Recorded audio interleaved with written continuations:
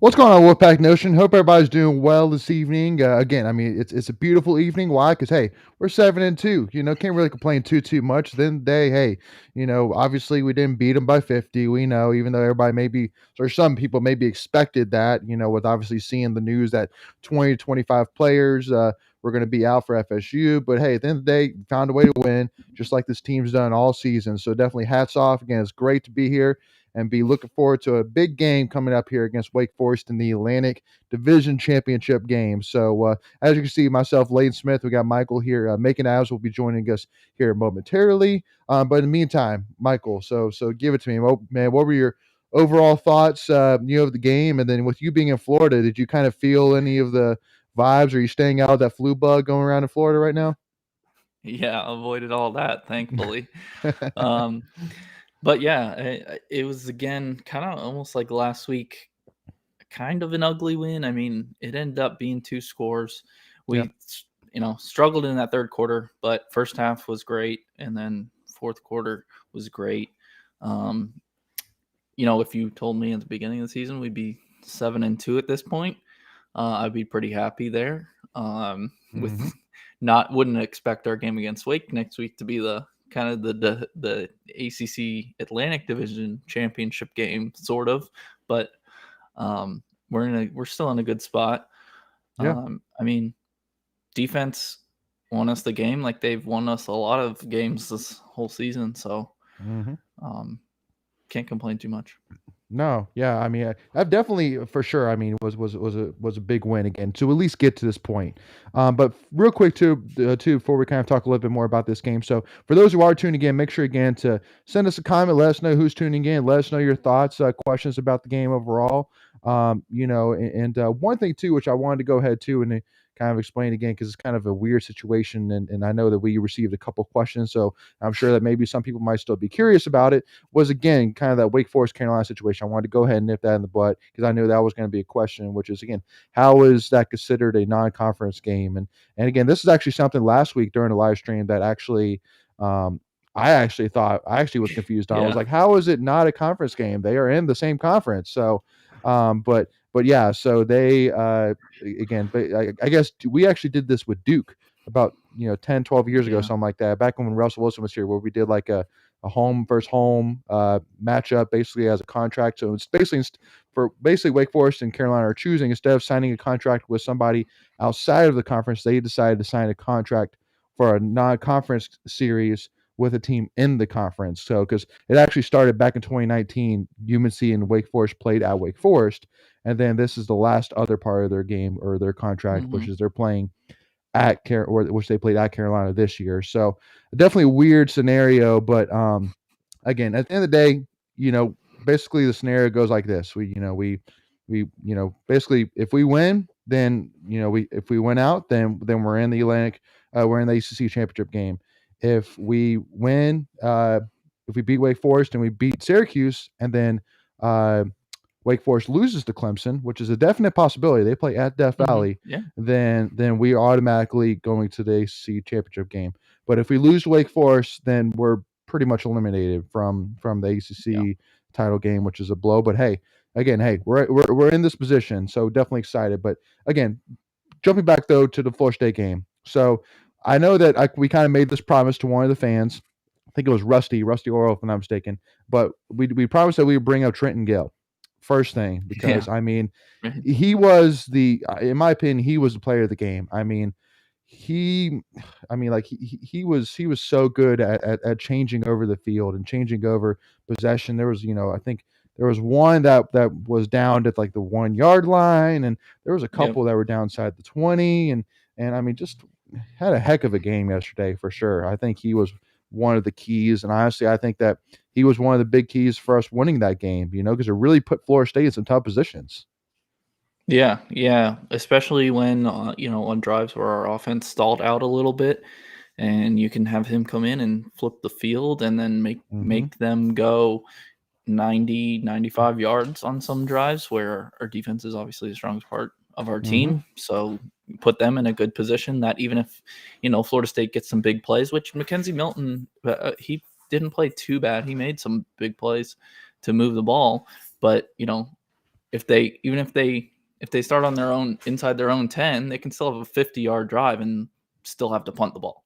So, Yep. Field position was huge, and yeah, Trenton Gill was amazing. Yeah. And I mean, again, he's averaging so far 46.4 yards per punt, which is in the top 25 in the country.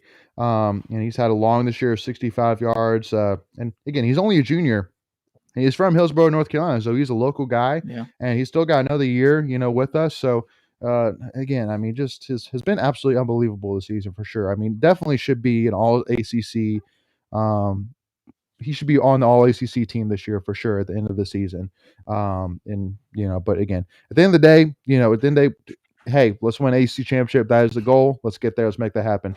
But one thing which I did want to ask you, though, Michael, and again while we're waiting on making here, so if I told you before the game that between Emeka Emezi, Thayer Thomas, and Devin Carter, there were going to be a combined 3 catches between them, Yeah. would you have thought that was a possibility? No, no, no. Well, it could have been a possibility, but I wouldn't think we would have win with Yeah. that Oh, many. yeah. And But win. Yeah. yeah. They would have combined 3 catches, and we would still win the game. Yes. By 2 touchdowns, yeah, no way.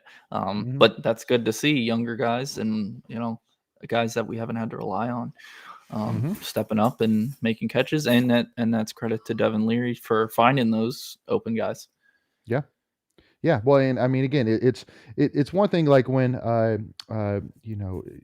when basically the entire game, I was watching the game with my parents and my wife, and they all kept on saying like, "Where's Emeka? Where's Yeah, Carter?" I know. And all these guys like, isn't that bad? And it's like, well, no. I mean, again, it's great that again, obviously, and it could have been, and obviously we'd have to watch like like the coaches cam back, but it could have been that they were keying in on Emeka and Carter, which I mean, I get it. And so you had to rely on some of the other guys like Penix, like CJ Riley, Right, like right. Chris Doodle, like so. And again, and Porter Rooks, I mean, that guy is a baller. That guy's Yeah, going to be and a great player for us. yeah, he's still technically he's freshman because Yeah, of the extra year Co- of eligibility. COVID freshman, I guess, is the Yeah, term yeah, they're using these yeah. days. They almost knocked my whole computer on. Yeah, they used that a couple times on the broadcast last night. Yeah. COVID freshman. Yep. So yeah, no, I mean, he's been super impressive, and like CJ Riley, for him to have that bomb of a catch for a touchdown, I mean, Yeah. that again, that and we talked about it during the preseason when we were talking about the team coming up or whatever, and so for him to go off, it was that was expected, and again, Yeah. I think that we are going to see more of that because really, again, at the Wake Forest game, it's all hands on deck. It is. You're not leaving any plays unused. You're not leaving any players off, on the bench. It is all hands on deck, no matter what it takes. We got to win this game. Period. Yeah, I So mean, I know you say that, but like Wake Forest, I think we can score on Wake Forest with a regular offense. I totally yeah, believe that. I mean, we their can. defense, especially yesterday, Right. was not. I mean, has not been their strong suit. So I mean, I really don't think we have to throw the whole playbook at them. No. But yeah, it's definitely good to see that we have those options if we do need them. Yeah. No. And again, it's because like one thing I was thinking about as well, and first of all, I mean, we got to talk a little bit again though about how impressive Devin Leary was. He had it's I think only the second time in NCAA history where we've had a two consecutive games with over 300 passing yards and 4 touchdowns, and the only other guy to do that was Russell Wilson, who's doing Yep. pretty well right now in Pretty NFL good. last time I checked. So again, just has been super impressive this year. And yeah, I mean, everybody's going to talk about the interception, which it ruined his streak or whatever. But and I mean, my thought on that, and again, I'd love to hear your thoughts on that too, Michael. But so what were your kind of thoughts on that interception? Like, that play call at the end. I mean, for me, really, everybody's like, why would you do that? Like, why would you risk the streak? But it's like, I you mean, got to leave all the cards on the yeah, table. You can't let a streak be a part of your decision making. yeah. I mean, yeah, it's a good streak to have, but at the end of the day, it really doesn't matter. If we had scored a touchdown there, that would have been huge. Right. So Well, at the end of the day, the key is it really comes down to basically, are you taking care of the ball? Which there's no yeah, doubt, even after the interception yesterday, he is still exactly. taking care of the ball. So, That but should count making as like half an interception. Yeah, exactly. I agree. So, Macon, glad you got to join us, man. Yeah, man. So I, obviously breaking down this Florida State game. Obviously, we talked a little bit about how crazy it was that Emeka and Thayer and Carter combined for 3 catches. Leary looked impressive yesterday, and then Trenton Gail Right. was the man, the myth, the legend yesterday as well. So what were your kind of overall thoughts? Anything to add initially? From what you guys said, I mean, I totally agree with what you're saying. I think the fact that you highlight Trenton Gill is pretty nice because that guy. Mm-hmm. I was thinking this today: is he or AJ Cole better? And I mean, or Will Bauman too. I mean, Will Bauman. I Bauman mean, State's had some great punters, and I know like Johnny Evans is probably arguably the greatest punter we've had because he's got the accolade to go with it. But yeah, I mean, and we're talking about punters now, but like we take that for granted, and it's like I mean, he's like putting them exactly where they have to go for the most part, and it's. I don't know. It just puts a lot of pressure on the offense to drive all the way down the field. And when you have a defense as good as yours, it's makes it that much tougher. But I thought this team. What I thought was really interesting. What I thought really interesting about this game was that State didn't have to do anything crazy to win. No. Yeah. And they didn't. And when you look at the who scored the points. It wasn't there. It wasn't Emeka, and it wasn't Devin. Like Carter, Emezi, nor Thomas. And Bam. And Bam, I mean, he overall had a good game, but I mean, Ricky Person though seemed to be the one that was getting the highlight stuff. Sure. I mean, obviously highlighted by that amazing play to score that touchdown to kind of ice the game. Right. So, I mean, my whole thing is just like you don't. The fact that we have the weapons we do, like Tootle. Again, people forget. Like we were like, I don't forget, but just they don't. I seem to forget how we were going into like, man, tight ends like a question mark. Like we don't really know what we're going to do with that. And, I mean, Tootle has gone past Parham at this point. Parham. I mean, Tootle's a dude. He's a dude, and then you got to think about the way they've integrated Penix into this offense. I mean, the fact that your 3 leading receivers, I think, what was it? They had like 3 receptions the whole game. If that, I think it was. I don't think Carter had a single catch. Emeka had 2, and Thayer had 1, which was a screenplay. Right. I'm looking at it now. Your leading receiver was Trent Fenix. He had 3 receptions for 97 yards. His average was 32.3, and obviously the one reception he had for the touchdown was 45 yards. But I mean. It's just 2 other receptions were like 25 or so apiece. And then CJ Riley, 3 receptions for 77 yards. Again, the long was a 62, but that's a touchdown. And then Ricky, and then, I mean, Tootle, Rooks had a really solid game, made some critical plays. I just think we didn't have to just blow open the playbook at all. No, I mean, which is just like, I thought it was relatively vanilla for the most part. I mean, that even like you think about the pass to Ricky's pass touchdown that he had that went for like 40 yards. You think about the 45-yarder to Trent. That was like a little simple screenplay he just took to the house. And then but Tootle's pass was just, I mean, we were already in the red zone, but that was a right up the middle pass that, I mean, was a very athletic catch that he had that Tootle had to make. But I just think it really impressed me that you can take away our top 3 receivers, and we have a whole nother set of receivers that we can get the ball to. Yeah. I mean, it is a credit to Beck that we can do that. But then, I'll let you finish your take on the offense then, Leighton. Sorry. That's just my thoughts. I was impressed by that. Yeah. Well, because I mean, one question that still kind of is a big wonder to me is, where's Jordan Houston? I mean, not necessarily. I mean, at the end of the day, it's again, it's a good thing that we haven't heard that he's transferred yet. I mean, I'm just saying, not that I want him to. I'm just saying that it surprises me that you see a guy like Trent Fenix who's really gone off these last couple weeks, and you're like, man, like where is Jordan Houston? Because I mean, Jordan Houston could be a part of this. Now I think that Penix is a little bit bigger, a little bit beefier. That he can be, but he's fast. So he can kind of be kind of a dual threat, kind of a blocker, but also too a great pass catcher and a great runner as well. Again, like a Swiss Army knife, like JCM, like they were talking about at the beginning of the season. But yeah, I mean, it definitely was pondering. But again, the biggest thing which I love is, again, it really does set up so nicely that Emeka was quiet this week. But they always say don't wake up a sleeping giant. Well, that he's going to wake up at Wake Forest. I just it. I mean, just go ahead and, like, I don't know if you can bet player props, but whatever player prop there is for Mecca, he is. I'm just smashing the overs. I just totally see a breakout or just a huge game from Mecca coming up here against Winston-Salem. So, but yeah, I mean, talking a little bit more about this, and the biggest thing which I want to say, there's two things I want to say. First of all, which is kind of the big one, is so the biggest thing which I love about this team is the ability to take punches in the mouth, but fight right back. Like I think it was in the last Rocky movie where Rocky made the quote saying life is about hard. You can get hit and keep moving forward. And I mean, I truly think that was what it was yesterday. I mean, Florida State just went on just a breeze and just was playing some absolute great football. I mean, then they were just making plays and like, that first touchdown where, just like a prayer of a lob to just the back corner of the end zone. I mean, that was just, a little bit of luck, a little bit of, hey, great play. And but again, at the end of the day, we fought right through it, and we found a way to win, and at the end of the day, that's the key thing is, in the day, even if you're not playing your best ball, can you find a way to win, which this team has done over and over again.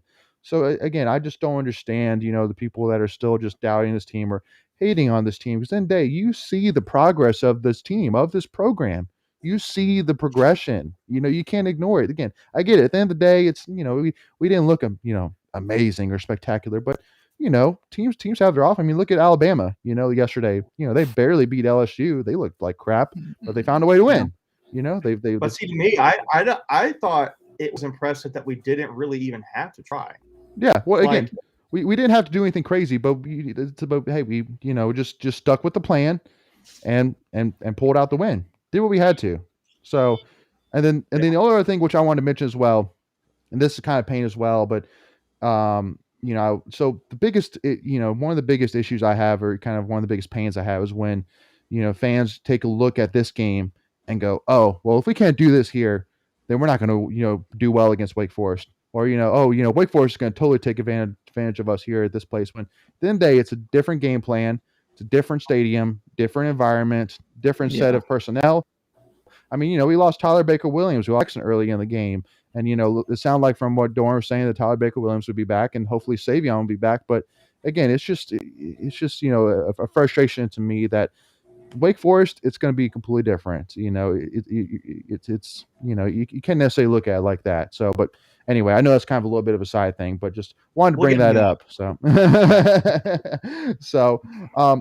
but what would you guys kind of say overall in terms of your thoughts on maybe more of the way Florida State played, and maybe more on the defensive side?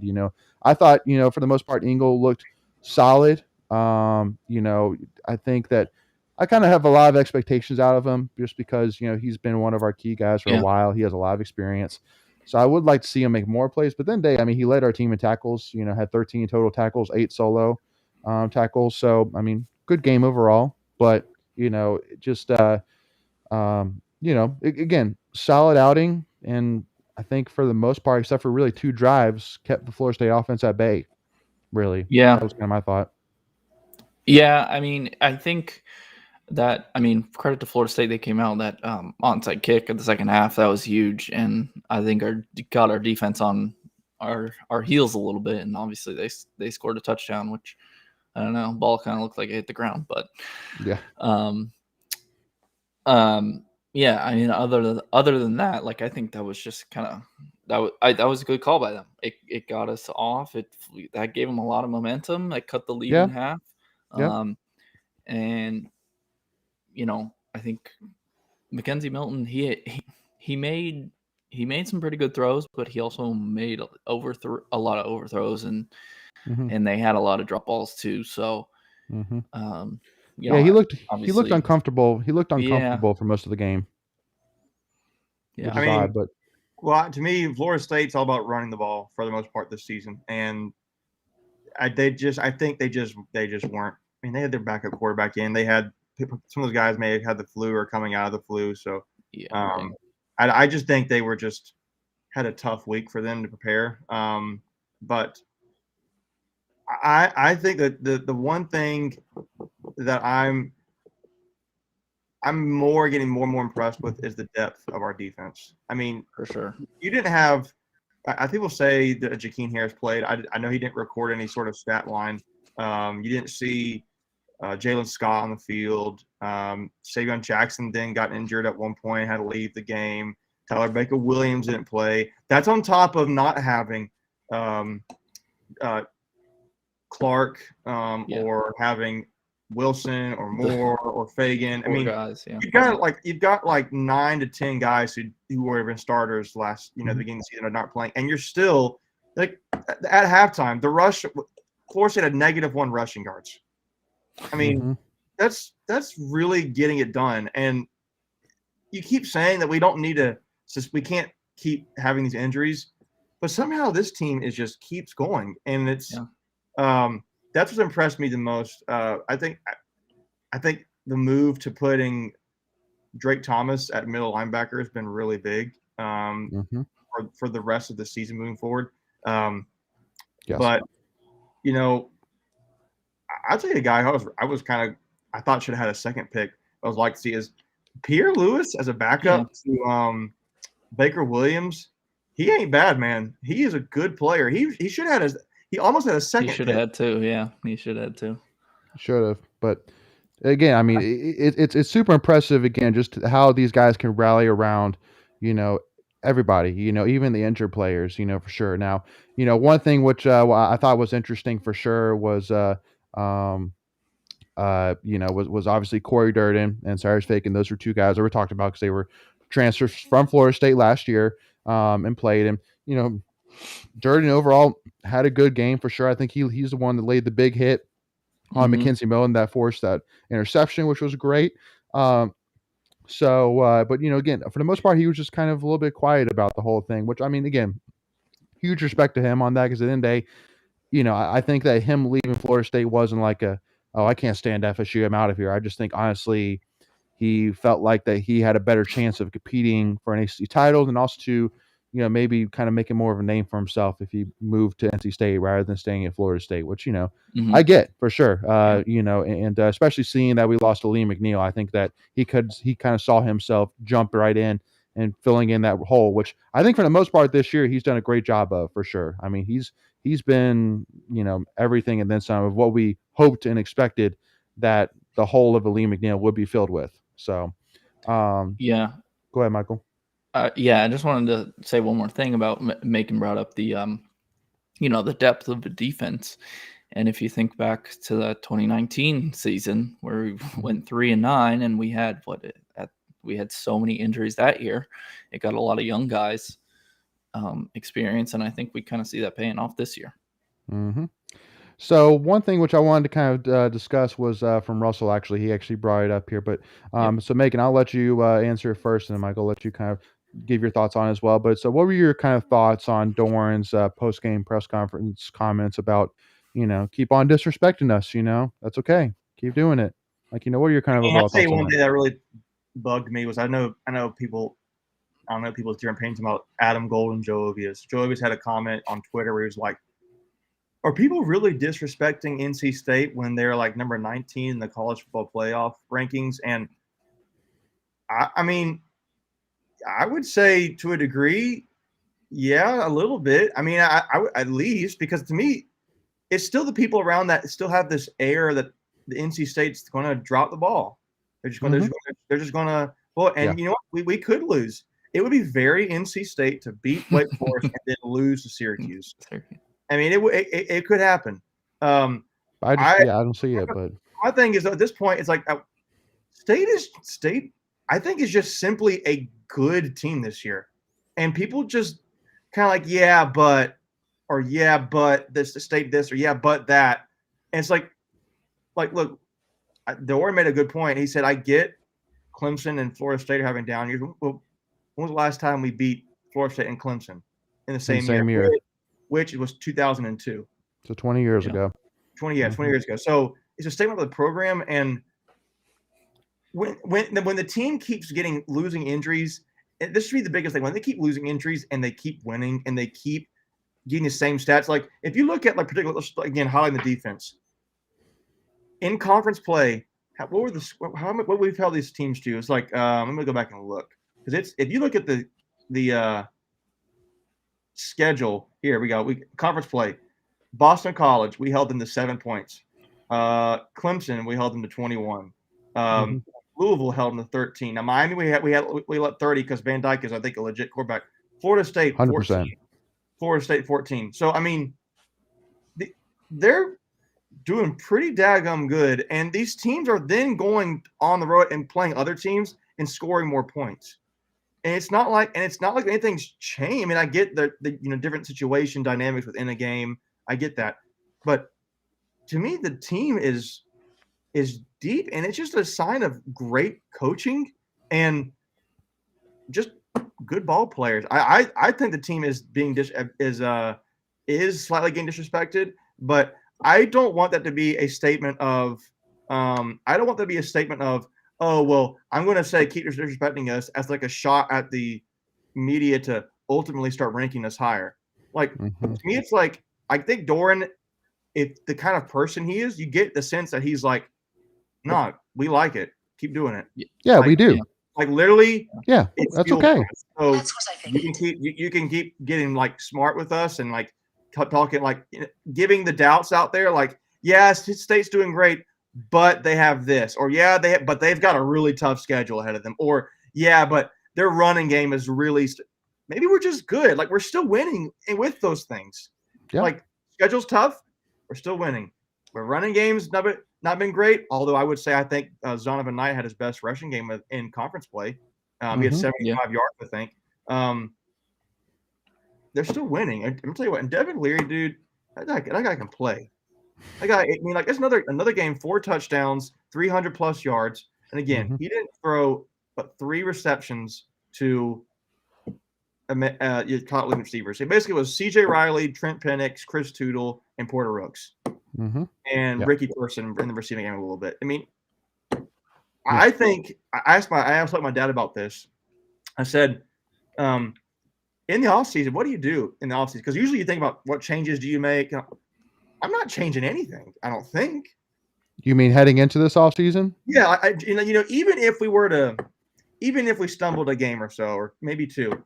Do you really change anything in the offseason as well as this season has gone to this point? Unless it's an abysmal fall off for some reason.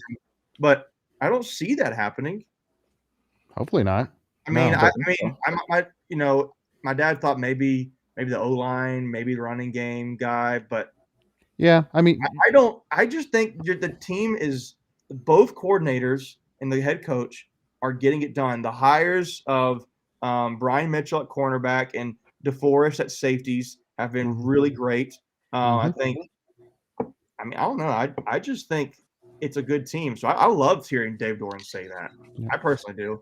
Michael, do you have anything to add to that? Yeah, I mean, it's hard to say. I don't think it's in respect to like the rankings. We're 19th in the college football playoff, and we'll probably move up 2 or 3 spots. We're 21st in the AP poll that came out today. I think it's more kind of not disrespecting the rankings. I think it's more a lot of people picked us to lose against Boston College. A lot of people picked us to lose against Louisville. Even this isn't really a big thing, but even if you look at the lines before games, we were only a 3-point favorite again at Boston College. We won by 26. We were a 7-point favorite against Louisville. We won by 2 scores. We were only a 3-point favorite against Florida State. Won by 2 scores. We were 10-point underdog to Clemson. Won by a touchdown. So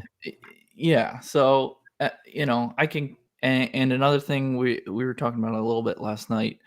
The Wake Forest NC State game is on ACC Network next weekend when Miami, Florida State, and Virginia Notre Dame are both on national TV. when those I mean, Virginia, Notre Dame Virginia still has a chance to win the Coastal, but I mean, Miami, Florida State, I know it's because they're national names, but Miami, Florida State game literally means nothing in the Why do ACC you think the college football playoff is struggling putting Cincinnati in the top 4?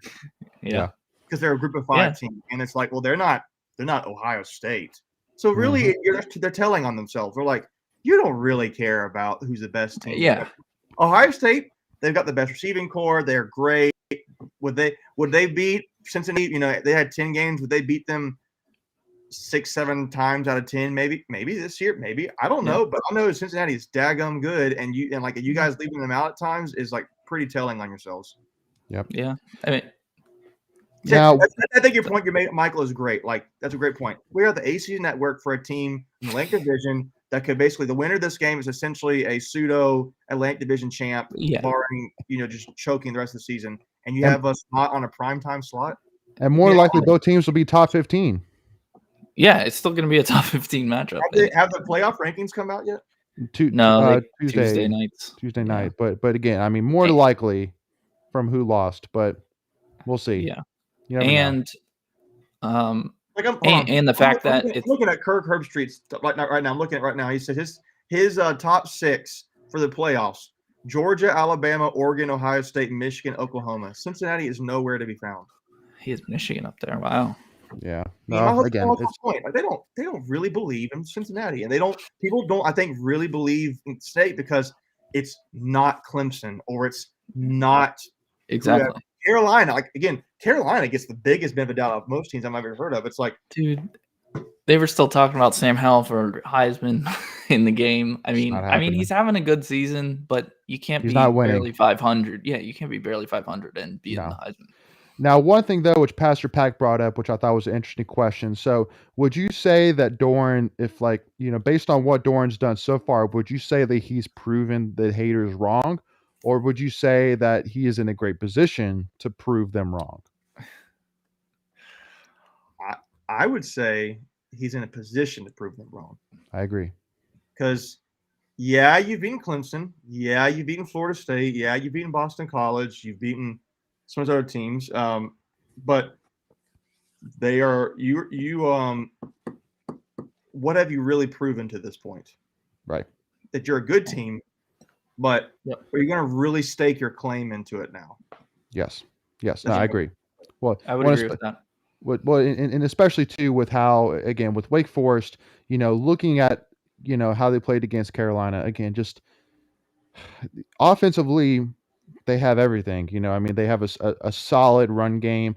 They have a great quarterback with 2 great receivers who are long, who are fast, who can make plays, and they have a great coach. But again, defensively, again, they got a lot of holes. That's what I'm saying it's going to be a high scoring game for sure. But so again, I mean, that's why I'm saying that, at the end of the day, you got to finish, you got to finish what you started. And that kind of leads into Pastor Pack's next question, which I thought was a good question. So is basically, where would you kind of rank us in the ACC today? Like, would you say we're the best team in the ACC right now? Would you say we're second? And I kind of want to take the first crack on this, if y'all don't mind. But so I would say right now that combined, when you kind of look at the whole season so far, in terms of not necessarily like just what based on the game yesterday's that happened in the ACC, but overall, that from what you see on offense with Devin Leary, who offensively, we take care of the ball, we score points. We limit the points on the defensive side, even with so many guys out. That, again, I just think that on the defense side and the offensive side combined, that we are the best team in the ACC combined right now, just because of what you see on the defense and what you see on the offense right now. But now, again, at the end of the day, it's like Pitt. Kenny Pickett is. I mean, he's playing great ball right now, but. Again, it's just a question of them defensively. Because again, I think that with every team right now, you have a question either on the offensive side or you have a question on the defensive side.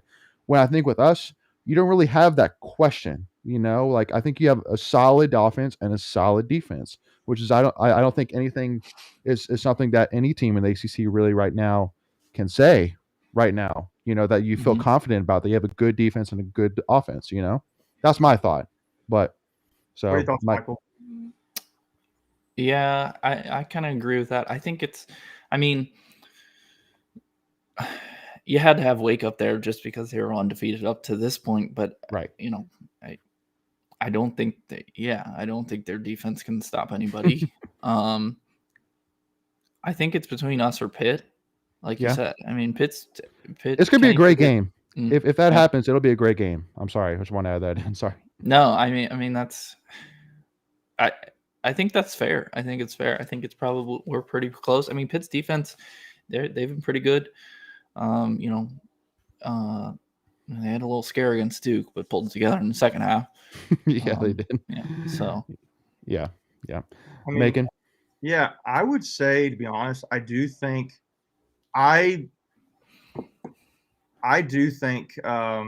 potentially, I think Pitt's probably the best team right now. And if I don't think it's a wide stretch. I think it's close. I do think Pitt's a better team. I think they've played at times. I don't know who. I'm trying to look at who they actually have played. And they've played Clemson. I mean, they played Virginia. Haven't played Virginia yet. No, that's basically a coastal division. Yeah, I think that's but one thing to keep in mind, and Cross-Eyed just mentioned it, is if I mean, and I'm curious on this, is I mean, so if Miami wins out, they win the coastal. Is that the situation right now? I think that's the way it is for every team. If whoever wins out on each division is going to get it. Yeah, so, but Miami is still there. They're not out of the picture. Is what the point is. They only have 2 ACC losses.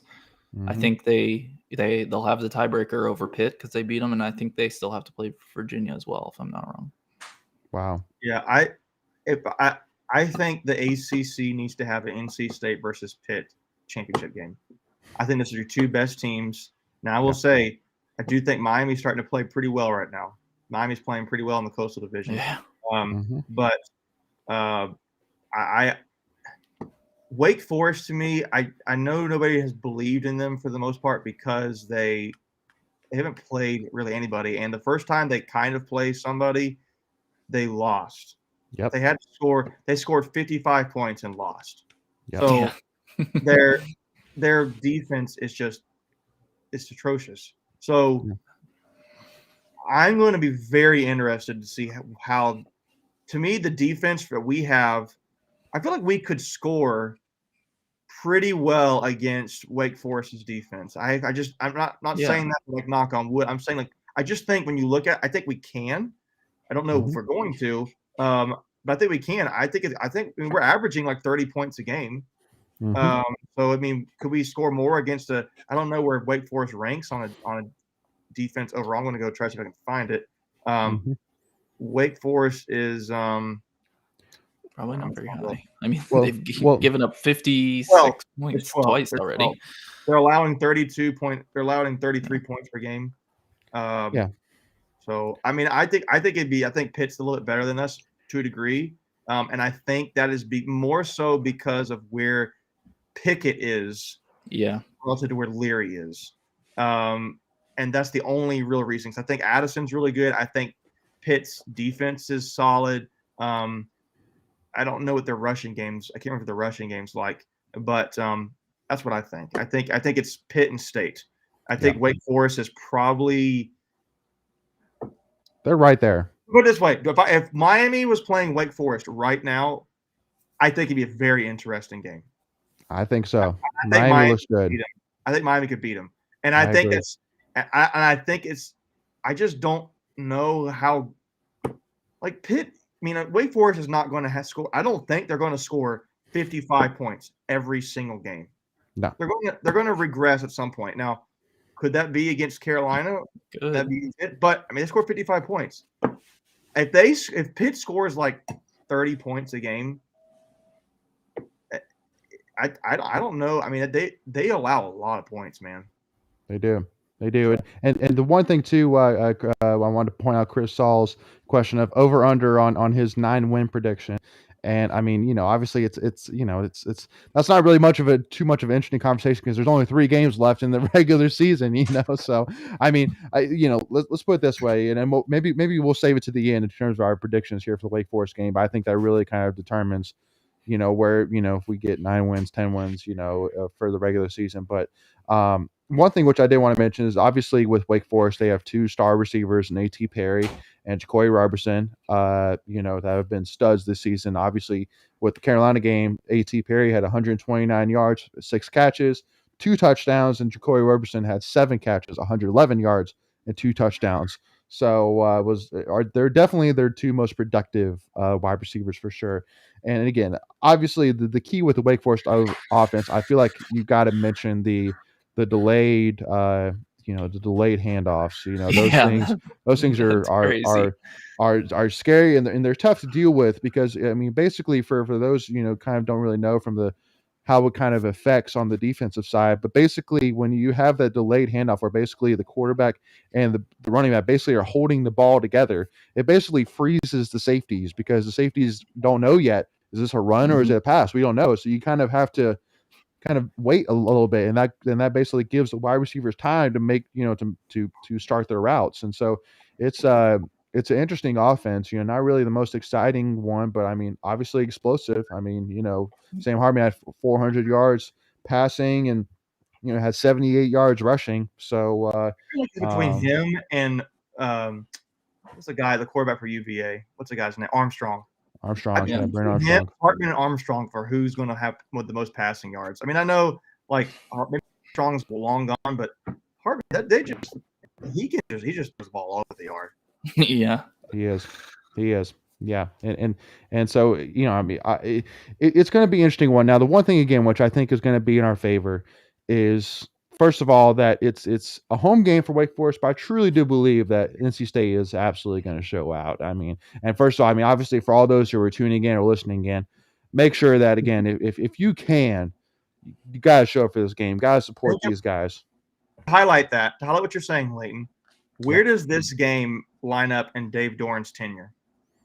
Potentially, yeah. Like to put that in perspective for fans, like where do you think this game lines up in all of his games he's played? If he wins, I'd say it's the top. Is it the top? I mean, to me, it's either that or I think the situationally, it's either this game or what we could have had when we beat Clemson a few years ago. I feel like it's in that ballpark because imagine us beating Clemson back then. They would have not won the national championship. It would have been us beating Clemson on the road. They would have. I think that, but this is like us going for a championship. So I feel like there's a little bit of a debate. Me personally, I think that, but maybe I'm wrong. But to me, the whole point is, it's arguably the biggest game he'll play. And we, like fans, we got to be there to support it. Yeah. I think we talked about it earlier about after we beat Clemson, like where does that win rank? And it's like, well, once we beat Clemson, it's almost like each next game is the biggest game because we did beat Clemson. And I think this will definitely be up there. Well, and the reason why I would say this one is maybe a little bit higher than even the Clemson game in 2018, which was a big one for sure, is that game with Clemson. It was pretty much known going into that game that State was the underdog, that it was going to be an uphill battle to beat Clemson. Because Clemson at that point was playing great ball, and they were a great team, a solid team all the way around. Now Wake Forest, you look at that and it's a 50-50 game. Either team can come out with a win. It's really going to be a toss-up. So that's why, really, for me, I look at this one as bigger because, well, first of all, we lost that game against Clemson, but also too that. Again, we haven't won an ACC title in football since 1979. Yeah. And basically, if we win, that puts you pretty much in the driver's seat. Because I mean, Wake Forest still has to play Clemson and Boston College, and I think that right now FPI has actually Clemson has a 75% favorite to beat Wake Forest, which is interesting. Yeah. And then Boston College, yep. And then Boston College, I think that Phil Drakovic's only going to get better the more snaps he plays. So I think this is huge. I mean, this is big. For the fans out there too, Clemson is not out of it either. No, they're not out of it. You can pull for them to beat Wake Forest, but that means they've now beaten Wake Forest. So then it would be like, is it NC State or Clemson? Yeah. So they would have the tiebreaker. So in that regard, so I'm just saying to make sure fans. we think, oh, we've beaten Clemson, like we're going to go. Clemson's not out of it. No, Just make sure y'all know that too. No. And which is why that yesterday I was cheering for Louisville, because again, if Louisville beat Clemson, it knocked them out. Agreed. So and there's people saying, well, it makes, I don't know what they actually believe in. I don't even know necessarily what there's so many reasoning was. tiebreakers. Yeah, there is. Yeah, but again, basically, if Clemson got knocked out, if Clemson lost yesterday, it was Wake Forest versus us, and that's it. So yeah. But Michael, what were you going to say? They could lose. They could lose. Sorry. I think Clemson. Yeah, I think they have to win out. I think they can't have more than 2 losses, which is what they have right now. So, but I mean, they could very well do it. And I mean, there's a world where Wake Forest could lose their last 3 games.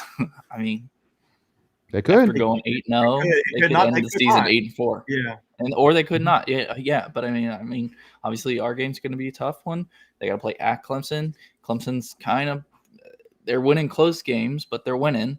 And then at BC with Dracovic back, that's not going to be easy either. So, yeah. I think it's fun right now. We're like, when was the last time we were having these kind of conversations? Like we were in the what if conversations. Yeah. Mm-hmm. Yeah. It's been a few years. Well, I mean, literally the conversations have been, okay, how good of a bowl game can we go to, and are we going to beat Carolina? Right. That was pretty much the conversations. Right. So again, I mean, that's why I say again, I mean, don't think about necessarily what is the last bad loss that you would say that we've had. The last bad loss, and the first one that comes to mind for me is last year against Virginia Tech. Maybe you could say that one was a bad loss. I can't remember how they finished. I think it depends on how you look at it. Like you could say the Mississippi State game was a bad loss because we terrible, but it was. And I think it was because they're not a bad team. Mississippi State is now, we know now in hindsight, they're not a bad team. At the time, I don't think they were a really good team. No, well, they barely beat Louisiana Tech, but the week before. Right. I mean, I don't know. You might be the Virginia Tech game. I don't remember when the last. I'll have to go back and look. That's a good question. Yeah, no, it would not be.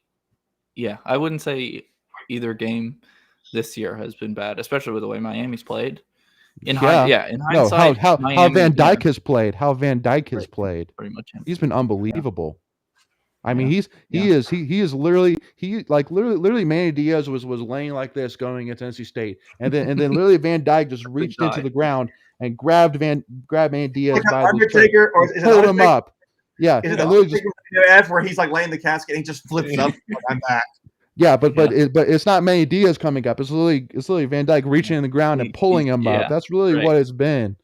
And I mean, because he can ride Van Dyke and be like, look, this guy has only played Van Dyke has saved 3/4 of our season. Yeah, he has saved Manny Diaz's season. Which real quick, in career, I want to talk about this real quick, and I know I don't want to stay in this too long. Do you think we'll go back to this? I think Fuente is done at Virginia Tech. Yeah. I was talking to somebody about this. Do you think Cutcliffe is done? Not saying fired, but do you think he's done? He's not going to leave on his own. I feel like Duke would have to let him go. I don't know, man. I think somebody, because a new AD at Duke, and they're playing terrible. And it's like, I feel like someone's going to have a conversation with him like, hey, like, you've been here for a long time. He might retire. What do we think about potentially retiring kind of thing? No one's not going to fire him, but I know. I feel like it's got to be close to the end. I know. It's a tough conversation for Duke. And then Dino Babers. Is he done? No. I don't think so. No. I mean, Sean Tucker's pretty good. He's young. They've had a good Schrader's season. Decent. Yeah. They've had a good season so far. ACC? All right. Yeah. I don't know. Is Mike Norvell done? No. I don't think so. Okay. I just want to ask. I want to get you guys engaged. I didn't know. I'm thinking these things in my head. Fuente's the only one that I'm like, he's done. Fuente's done. Fuente was done when they lost to not Georgia Tech, but who was it they lost to for? BC at home. Yeah. Then they lost Syracuse, and then they lost Syracuse at home. They lost Syracuse at home. It was Syracuse at home. It was the way they lost at home to Syracuse. I was like, he's done. Yeah. That's the one. But right. but yeah, I mean Syracuse has done well. I mean, beat a solid Liberty team. They lost a close one to Florida State. Lost a close one to Wake Forest, lost a close one to Clemson, beat Virginia Tech, beat Boston College, and I mean they got a good quarterback. So I mean, no, I don't see that. But yeah, I mean, but yeah, no, Fuente, I'm actually surprised he's still even the coach. I'm surprised they haven't let him go to start looking. But his buyout drops by $2.5 million in December, so they may be waiting for that. That might be it. Let me ask you this question: what about Satterfield? Because they didn't have a good year last year. Yeah, I don't think he's done. I think they give him another year. Yeah, I agree. But Satterfield's not done great except his first year, kind of like Fuente. Fuente had his first great year at Virginia Tech and nothing really. Now, one thing which I think is interesting, which again, I don't really necessarily want to spend too much time on this either, is so AC Network actually mentioned yesterday, and it is 100% a possibility now, especially with how the season's turned out, but it is very much a possibility again, I think a lot of this really depends on what happens this season, but there is a possibility that Isaiah Moore, Peyton Wilson, and Drake Thomas can come back next season. There is a possibility on that. Now, the one thing which again the one thing I will say is, once again, I've said this 100 times, and I think this depends on a lot of different players, is how does this season finish? If we win ACC title, I see a lot of guys leaving. Why? Because go out on top. We did what we came to accomplish, so I'm going to walk away. Especially with somebody like Peyton Wilson, who it's obvious that guy he just cannot stay healthy. The poor guy just cannot stay healthy. And so maybe he goes to the NFL draft and, he might go like probably the 5th, 6th round right now just because he has so many injuries. But maybe a team will say, I mean, if this guy could be healthy, he could be a steal for us and get paid, and same thing with Moore. I think if any of the three of them do, it'll be Isaiah Moore, because like you said, I think Peyton Wilson he's just had too many injuries, and then Drake Thomas I think still probably needs another year to really show off as kind of the main linebacker on the team. I think if any of them do, it'll be Isaiah Moore, but like you said, it could depend on how the season ends, if they want to leave early or come back and compete for another championship or a potential championship. Somebody asked, is Leary draft eligible this year? I don't think he is. He is. He's 3 years in. So he could go, but he's not. He's 4 years in. Yeah. His first year was 2018. His first year was 2018. He was back up Finley. He's not going to go. Yeah. He'll come back. He's had regular red shirt and an injury red shirt, so he's Yep, he's technically been for 4 years, so he is draft eligible. I mean, he's had a heck of a season. That's one thing. Is again, I mean, I think it really does. I mean, if he wins ACC title, and he's thrown 3 interceptions, 26 touchdowns. I don't know how you could do much better than that. That's my thing, though. How can you do much better than that? Like he's had. I think it's better how teams view him. I think it's better how teams view him. Like, is he still? I don't know. Now, the one thing which I will say is, I mean, I think it's going to be a very quarterback-heavy class this year. I think there's going to be a lot of really good quarterbacks this season in the NFL draft. And I don't know what it's going to be next year either. It's just, I don't think Leary's going to leave. I think there's still maybe areas to his game he can improve on, which I think he'll know more than any of us do.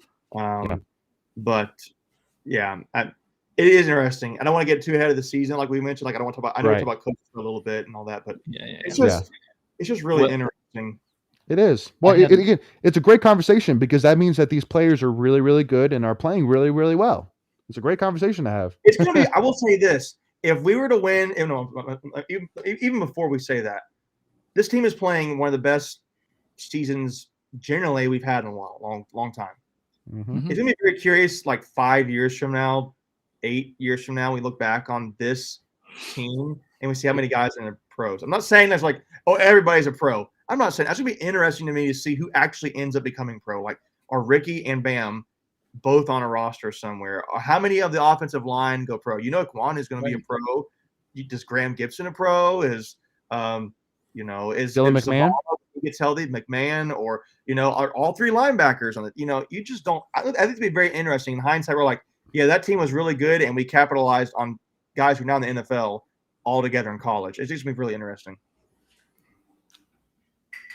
Yeah, and honestly, kind of answer your question. I mean, I think Drake Thomas, Isaiah Moore, and Peyton, if they all can stay healthy, can be great NFL linebackers. I really do. Just because they play with so much aggressiveness. They play with no abandon for their well-being. Like they play all out, and they are playmakers. They can catch the ball. They can bring the boom. They can do it all. So I definitely look forward. But again, kind of finishing up here about Wake Forest here, and I know we kind of talked a little bit about it, but I want to go ahead and kind of put it in though. So what?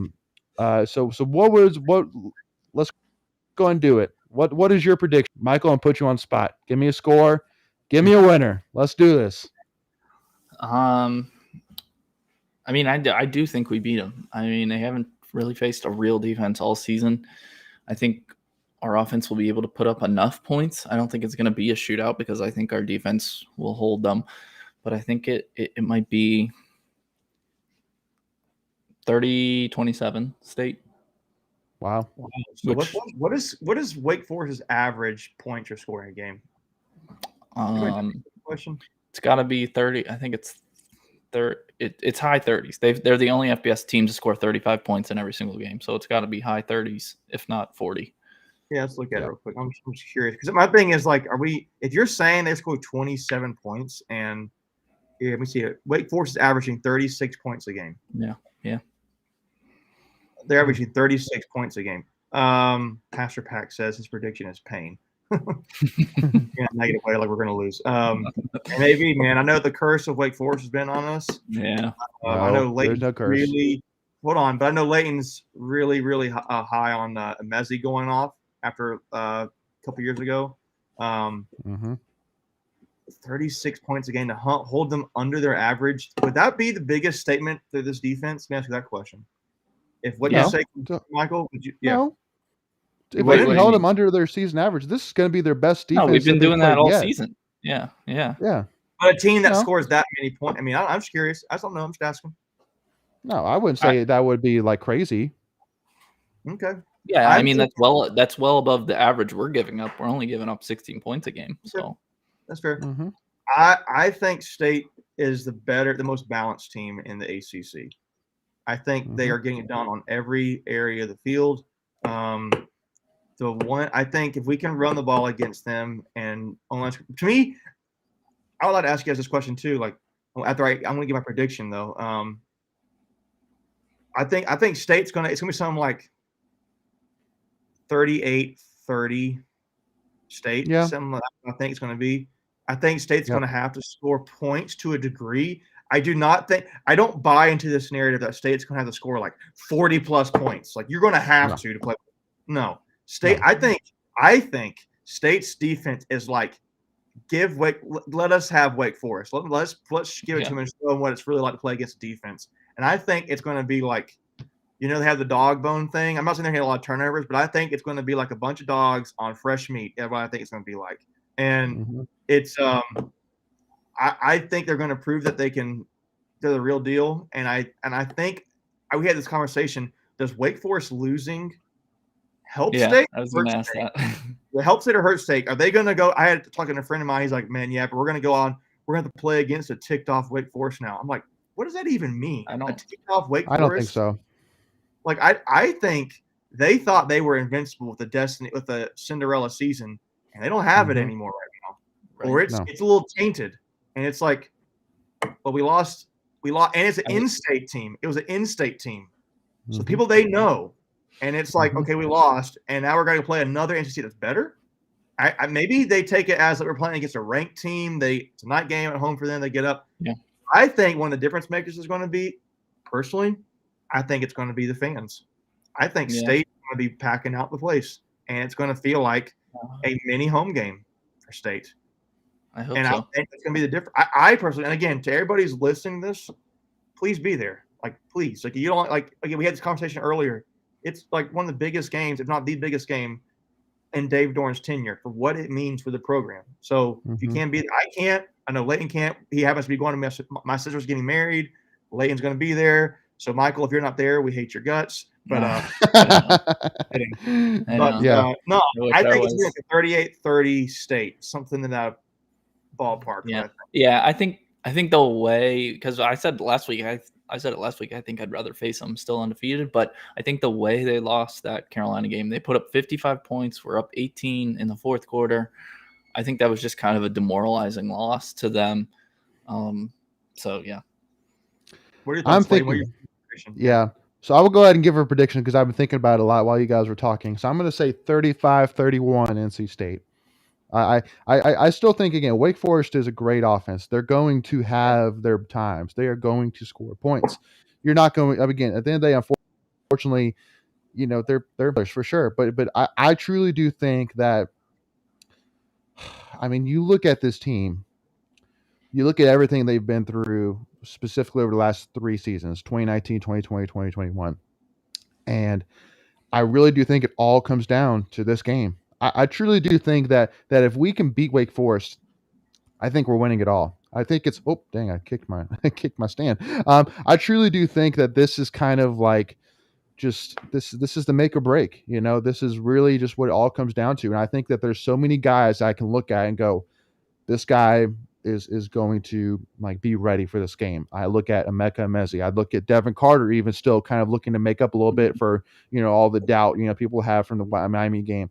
I look at guys like Savion Jackson, even Josh Harris, who when they came in as a recruit, they said we are coming to win ACC championship. Period. That is what we're coming to do. And you look at guys like Tanner Engel.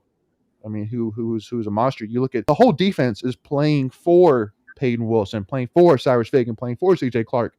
And, again, because everybody's going to look at this game and go, oh, Wake Forest, just like you guys kind of said, Wake Forest is about to put 45, 50 on these guys. Like, they're about to go off. And again, I think that State's going to be like, and I think that even the offense is like, guys, defense, just keep them at bay, keep them to, 20, 25 points. We're going to win this game.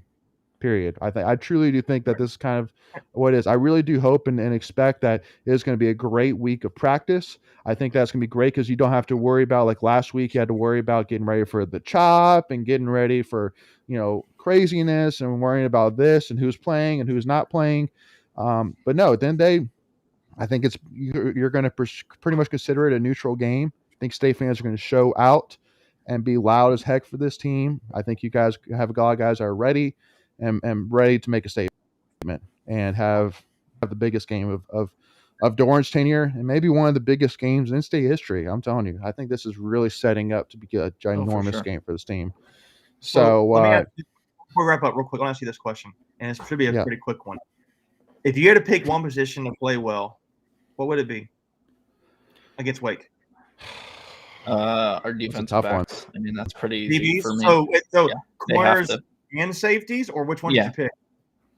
Both. I mean, if you had to pick one, I guess the safeties, just because specifically Tanner Engel, I feel like they're going to pick on him. I don't know. Yeah, I feel like he has to. Yeah, because he got ran by on that one play against Louisville. I think there was a play I remember he missed. He missed somebody, a wide open receiver against Florida State yesterday. I think he has to play well. We say Leighton. Yeah, I mean, I'd agree. I mean, I would say that. I mean, I really kind of look at the front seven overall, and I think that we need to keep Sam in the pocket. We need to put some pressure on him. We need to get some hits on him. We need to get the momentum in our favor early. Because I don't know if I don't know this necessarily stat in front of me, but I know Wake Forest is famous for scoring first in pretty much every single game this season. And so I think the biggest key for this game, score first. I think we need to punch them in the mouth early, score first. Yeah. And I think that, because again, I truly do think that watching the game yesterday, Wake Forest is not comfortable playing from behind. I truly think with having to lead, with playing their game. But I think that when you kind of put Wake Forest on their heels, they're like, So I truly do think that's the biggest key. Score first, punch in the mouth, get the fans on our side, get NC State fans rocking, get them rolling, get some hits on Sam Hartman. That is key. Yeah. Get the momentum in our favor. I go back and forth between is it the safeties or defensive tackles in particular. Like you mentioned how the RPO game for them, they hold the ball for like 2 or 3 seconds to to hold that safety long enough for the guy to go down. They want to lull you to sleep, and then when you've been dozed off long enough, they're going to take the deep shot. And me, it's going to be Jakeem Harris and Tanner Engel, but I think particularly Tanner Engel, and then Durden. I think if we can get push against the centers or the guards while they're trying to hold the ball back there and disrupt that whole thing, I think that'll be big. Yeah. Because I don't know if any, I don't, and I have to go, I'm not to go back and watch, but I'd be curious to know if another defensive line's been able to get great pressure on their offensive line to disrupt that. Because if you look, when I watch games, I won't watch a ton, but Sam Hartman has all day to do that back there. Yeah. So he's had good protection. Yeah. And maybe the O line for Wake Forest is underrated, but I think the defensive tackles in particular, if they get pushed against that center offensive line for Wake Forest and get them that disrupt that whole exchange, make that exchange have to go quicker, I think that'll be big. Well, and one thing, which again, Wake Forest has played Old Dominion, Norfolk State, Florida State, Virginia, Louisville, Syracuse, Army, Duke, and Carolina. Do you see one team on here that you go, man, they have a good defense? Well, when I say defensive line, I will say I do think Florida State's defensive line is really good. They didn't play great. Well, they have one stud. They have a stud. Icky Johnson. Icky gave up his first sack. Yeah, I know. Yeah, he did. I know, but it's crazy. But again, Florida State. You know, I do agree with you. That's a good point. Specifically defensive line. Yeah, but so again, I think that I think we're going to be able to score points. I mean, I think at the end of the day, we've done well scoring points when we've needed to, besides the Mississippi State game, because I know Chris Hall has kind of asked a question about that. How do you think our offense is going to do, matching what Wake Forest does on offense? And so I think we kind of laid it out. You know, comes down to the fans, comes down to, you know, just being ready. You know, we need to have a great week of practice. And just we need to do what we've been doing. We need to play good ball. We need to find a way to win. You know, it's going to be a close game, but we just need to find a way to win. Yeah, so, and I'm not betting. I'm not saying, oh, it's done deal. We're going to win. I think it's just a matter of. I think in hindsight, in the larger picture, I think fans just need to appreciate what has happened this season. Like, when was the last time you've had this many injuries and you're still playing great football? When was? I mean, would you take? I mean, like, I'm not. And this is a hypothetical question. Was Devin Leary better than Ryan Finley? I would say maybe.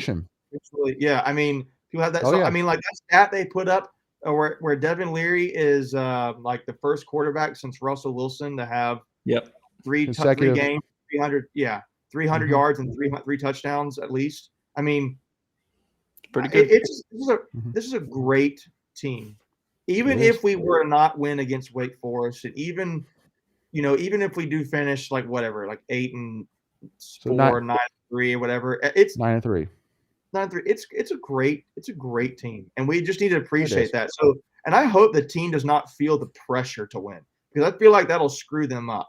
Like, oh, we've got to win this game, and if they get behind, I don't want them to be thinking like, oh no. Like I just play controlled. Their whole mentality the whole season has been 1-0. You see the Twitter accounts all saying that, and I truly believe that's why this team is having the success they're having. In part because of the talent they have, but because they truly are going 1-0. It's kept us winning. We're going to keep. We're not changing a thing. Like, who cares who the next opponent is? We're going to beat them. Well, and the last point which I want to make is, one thing that stood out to me when we lost to Miami was, I think it was Grant Gibson was interviewed after the game, and he talked about how hard all the players took that loss, and how multiple players were crying, and multiple players were just absolutely just taking that loss hard. And so I think that I truly do think that I think that Doran kind of said it best, that we're painting a 12, I would argue 13 chapter story, including the ACC championship. And it's getting painted, beautifully, written beautifully, and it's going to end with us holding, the ACC title. And I truly, and I think we said this, that losing Mississippi State. I agree with jinxing, man.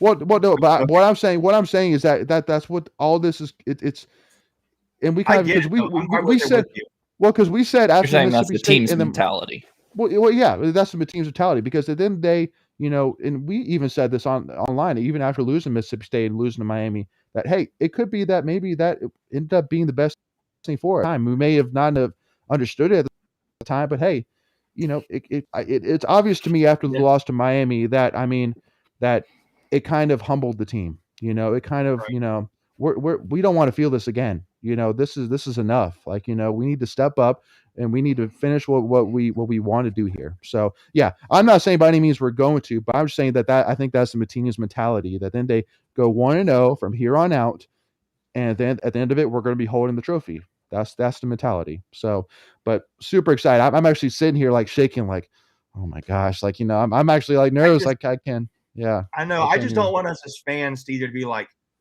if you don't win this game, like getting Then like everybody's season's a failure. Or whatever. Like, guys, it's a great team so far. Like, they need to win, and they can handle business against Wake Forest. They can do it.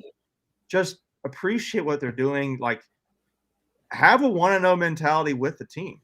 Like, have that mentality. We're going to win this game. We're not going to look forward to Syracuse or Carolina. I know. See you guys chatting on the side here about Carolina. We're not worried about who's the championship game. Let's just worry about getting this win, and then it'll take care of itself when we get there. Like you mentioned, Pastor Pack. Like, it just win, and that'll sell everything else. Just win.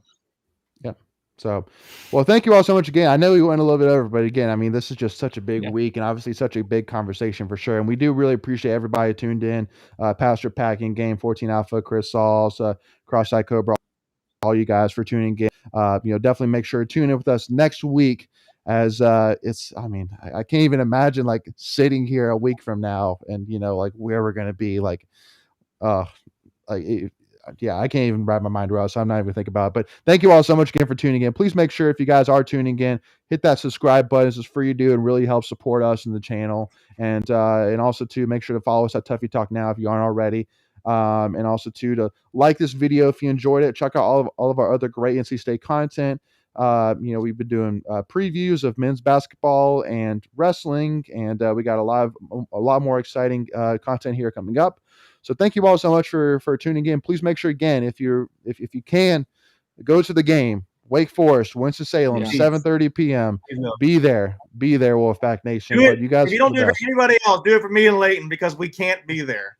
We got a wedding to go to. there. We're sorry, we can't. We got priorities. We can't. We're sorry, but Macon sisters getting married. I grew up with her, and then Michael's in Florida, so I mean, about 600 miles away. If you can, please be there. Please be there. It will matter to the team. But Macon and I might be like the movie oh my gosh, what is it? The movie where they go to Las Vegas and they lose the friend, and then the guy's getting married.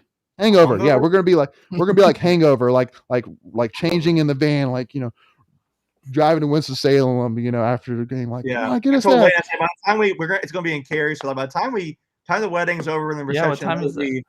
The wedding's at 3:30. So 3:30. So depending upon when the reception is and when they leave, we can maybe get there. And if that's the case, I'm walking at a halftime to see the rest. Second half, yeah. I just think about this. If we win, you'll have been there and you'll have supported the team. I get the idea of losing would suck that much more too, but be there, because without you guys, that on a road game, they played 4 of the last 5 games on the road. They're back in North Carolina, and this is for potentially to go play for a championship. Please be there. Yes, please. And again, especially don't, at the end of the day, I understand everybody's talking about Winston-Salem and the Winston-Salem curse, but at the end of the day, Doran's, done a good job in Winston-Salem. I wouldn't necessarily say there's been a letdown necessarily as maybe you've seen in years past with Wake Forest. But again, at the end of the day, be there. It's going to be a huge game. We're going to be excited for it. And let's do all we can here. But thank you all so much again for tuning in. And as always, go Pack, y'all. We'll see y'all next week. All right. Go Pack, y'all.